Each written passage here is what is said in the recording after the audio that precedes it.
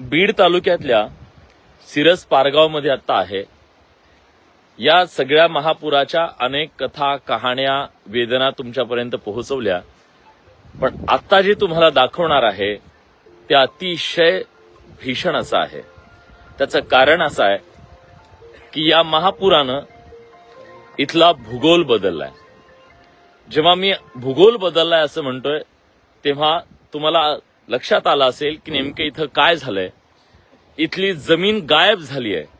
आतापर्यंतच्या रिपोर्टिंगमध्ये तुम्हाला सांगितलं जात होतं सगळ्या पत्रकारांकडून, सगळीकडून की जमीन खरडून गेली आहे, पण जमीनच गायब झाली आहे हे पहिल्यांदा तुम्हाला दिसेल इथे। ही शेतकऱ्याची जमीन होती, हे बघा, ही सरकी आहे, कापसाचं पीक आहे। इथून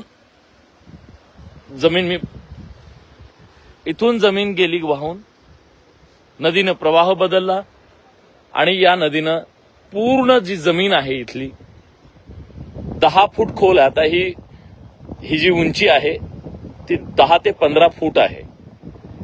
10 ते 15 फूट मातीचा थर पूर्ण निघून गेलाय आणि शेतामधून आता नदी वाहतीये। त्याचं कारण आहे हा बॅरेज जो आहे तो फुटला आणि या बॅरेजवर आता खूप मोठ्या प्रमाणात राडारोडा आलेला आहे आणि नदीनं प्रवाहच बदलला। जो मूळ प्रवाह आहे त्याच्यापेक्षा वेगळ्या प्रवाहानं, म्हणजे थेट शेतातून ही नदी वाहतीये।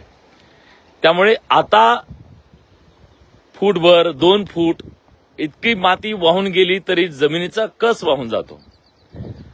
तुम्ही जर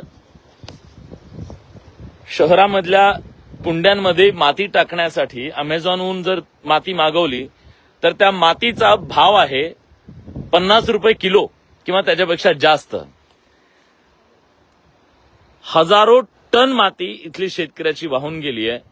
आता गणित तुम्ही करा कॅल्क्युलेटर घेऊन की या शेतकऱ्याची किती रुपयांची माती वाहून गेली आहे आणि किती मोठं नुकसान झालेलं आहे।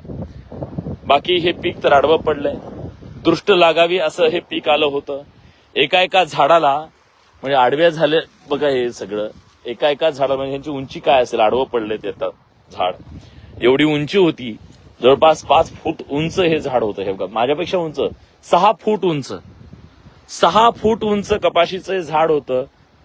एका फांदीला एवढे बोंड आहेत आणि एकदम मजबूत बोंड आहेत। म्हणजे हे बोंड जेव्हा फुटतं उन्हाने पिकल्यानंतर याच्यातून कापूस येतो। एखादं बोंड दाखवूया आपण।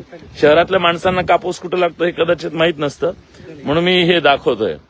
हे असं बोंड फुटतं आणि मग याच्यातनं हा कापूस बाहेर येतो आणि याचा धागा बनतो। हा धागा बनण्याची सगळी प्रक्रिया ह्या कापसा, आता यात सगळं आडवं झालंय। एक पैशाचं सुद्धा इथं काहीही उरलेलं नाही, 1 पैशाचं सुद्धा।